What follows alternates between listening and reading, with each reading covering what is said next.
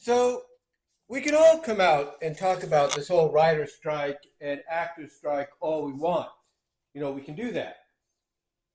But, despite the fact that this is not a good thing for anybody involved, one thing a lot of people will point out as being somewhat of a silver lining is those that can benefit from it.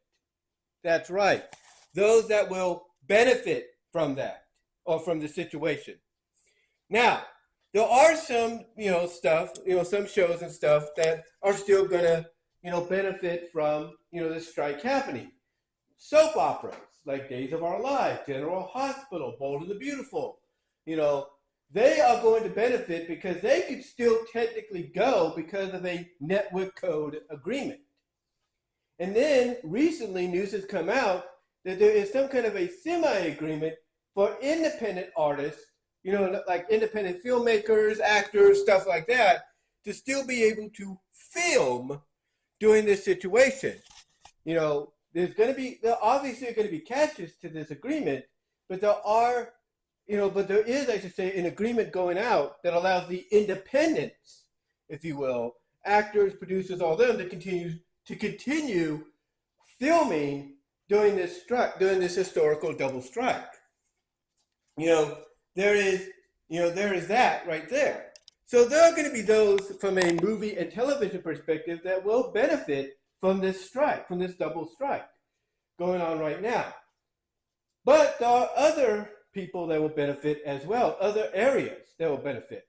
For example, some people like Brittany Reacts and others have pointed out that gamers will benefit. That's right. Gamers, game publishers, you name it, they will benefit from this entire situation. They will benefit from the actors and the writers of both these guilds being on strike. They will be the ones that are like, yes, we're getting the recognition we finally deserve. We're not being ignored no more. That's what's going to happen. And it's not just them either.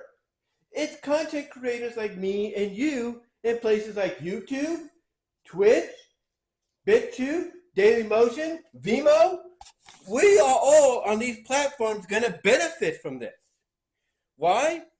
Because as everybody has been saying, people are going to want content to consume outside of television and movies that are going to be possibly in a long-term, situation of trouble or delay because of what's going on right now.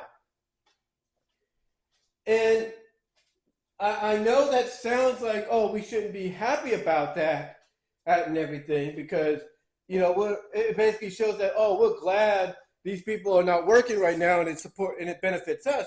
I know people might say, well, we shouldn't be happy about that. But guess what? No one has anyone to blame, about this situation. No one to blame but the Actors Guild, the Writers Guild, and the AMPTP for not coming to understandable, reasonable agreements. No one is to blame for us, the content creators on YouTube, VENMO, Dailymotion, BitChute, and Twitch and whatnot, for getting basically the spotlight shined on us. Nobody is to blame but those guilds, the writers and the actors, and the AMPTP and the Hollywood studios for not coming to some reasonable agreement. It's because of them that people like me, you, Angry Joe, James Wolfe, Linkara, Doug Walker, Jaime Tude, Chris Moore, Rowdy C, Rob the Wonderful, Brittany Reacts, this is why they are getting the attention, are going to get more than enough attention than they've ever imagined. Because of this. And the Actors Guild and the Writers Guild and the AMPTP have no one to blame but themselves. They don't. They have no one to blame but themselves. And you know why they have no one to blame but themselves? Because like I said, they did not think, okay, we got to come up with a reasonable solution on both ends that satisfies both ends. This is why out of all the guilds, out of all the guilds, a lot of people, those that are going to get the beneficial attention on YouTube and places like that, because of the situation, excuse me there, this is why people on YouTube that are going to get that beneficial attention, like myself and others, this is why everybody says that the writers are going to be the first ones to fall. Because unlike the actors, unlike the producers, unlike the directors, the writers do not have the leeway or the leverage that those other guilds do. The writers are the most expendable. As a matter of fact, talking about Doug Walker being someone that's going to get a lot more attention than he's ever imagined, Doug Walker did a review a couple of weeks ago as a nostalgia critic on South Park, Bigger, Louder, and Uncut. And there was a scene in there where basically they had all the black soldiers, volunteered or not, strapped to a tank, and also being the ones first sent out, to basically, I guess, confront the enemy or whatever they're dealing with at that time. And why? Because even though it was a parody, and everything, a commentary parody on how other races, mostly whites and all that, certain members of the white race, if you will, I should say, view other races, and mostly blacks, as offensive as that was from a commentary parody perspective. If you take that one scene, from South Park, Bigger, Louder, and Uncut, where you had the black soldiers strapped to the tank, being sent out first along with the other soldiers to basically take the blunt of the firing, basically be the sacrificial lambs. That is how all the guilds look at the writers. That is how they look at the writers. They look at the writers as being the sacrificial lambs of this entire situation. They don't look at them basically as on equal footing as the rest of them. No, they look at them as the sacrificial, expendable, we can replace them at any time, lambs. That's how they look at them. And that is why the AMPTP, Hollywood studios, and those talking about this all are saying the same thing. That despite the fact that the writers are fighting for what they believe they deserve, and they have a right to do so, they are the most expendable, and they will be the ones that will unfortunately raise the white flag and surrender in the next several months and say, okay, we'll take what you can offer us for right now. And basically punt, as John Campion puts it, from there on in. And it's unfortunate it gets stuck, and it's unfortunate people have to think that way, but it's the truth. It is the absolute truth. Like I said, it's unfortunate people think that way, but it's a fact. It is an absolute fact. I mean, when you think about it, it was the writers that started this. Yes, they have a right to strike. Yes, they have a right, and I support them on this, to want what they want. But they're in a position right now to where they're going to have to give up a little bit of that, and accept what is given to them, unfortunately, because they are the most expendable in the eyes of anybody else. And when you get down to it, it's because of them being the ones that started this domino effect, if you will, that we as content creators, we as gamers, we are benefiting from this through YouTube, through Twitch, through BitChute, through Dailymotion, through VENMO. We are benefiting from it. I mean, everybody looks at professional wrestling and mixed martial arts, right now, and they say, these genres, these sports, the sports entertainment genres, are at the peak right now again. They are basically on fire, as they've never been. They're on fire basically as they were basically 20 plus years ago. These genres, these sports are literally kicking behind just like they did, 20, 10, 15 years ago. And guess what? That was at a time where there was no strikes. There was no strikes. But now that there is, everybody looks at professional wrestling like WWE, AEW, MLW, Impact, New Japan, AAA, you name it. WOW, if you name it, Ring of Honor.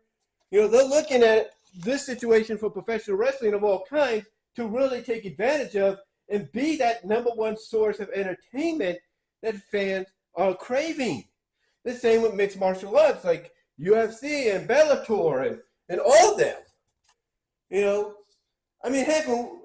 Look, we are about a month away from the preseason for the NFL beginning. And usually preseason games don't generate that much, I guess you could say, revenue from tickets or generate that big enough of ratings, from viewership. Well, guess what? Depending on how both these strikes go, how long they will last, this historical double strike, guess what? They are going to see an increase in ratings. They are going to see an increase in ticket revenue and viewership because people are looking for entertainment. They are looking for entertainment to satisfy their needs. They are. They are looking for entertainment to satisfy their needs. Same with college football. People are looking for entertainment to satisfy the needs. College basketball starts back up. NBA starts back up. NHL. People are going to tune into them to satisfy their needs because there won't be that much going on depending on how long this goes. And that's a fact. That is an absolute truthful fact. Heck, I'm a subscriber to Clownfish TV and Geeky Sparkles and Neon. And they always talk, well, mostly Neon does, about the downfall of the comic book industry and all that. And hold on for a sec. Had to get some coffee. My mouth is running a little dry here.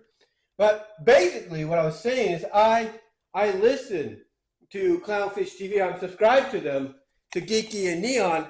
And they, mostly Neon, will come out and talk about the downfall of the comic book industry. Guess what's going to happen now? The comic book industry is going to see an uptake in sales, uptake in subscriptions. Comic book sales, physically and digitally, are going to see an increase revenue-wise because of what's going on right now. So again, if anybody is to blame, if you will, for anybody in the Actors Guild, Screen Actors Guild, and the Writers Guild, and the AMPTP are to blame for people like me, people like you, getting all the attention and the beneficiaries, that come with it. If anybody is to blame for us getting that attention now, the beneficiary attention, it's all of them. It's all the parties involved in this situation for not coming to an agreement. If anybody's to blame for professional wrestling, MMA, getting a lot of attention now, and viewership numbers and ticket sales going up, the guilds and the AMPTP are to blame. Same with comic book sales, digitally and physically, and subscription. They'll be the ones to blame. So in the long run, in closing, as unfortunate as it may be for us to basically but as unfortunately it is for us to have to wait a lot longer for certain movies and shows we've been waiting for to come out in the next year or two or whatever, in the long run, we are going to benefit as content creators along with everybody else that I've mentioned. But give me your thoughts, guys. What do you think of the whole situation? Do you think this is a silver lining for all of us? And I will talk to you all later.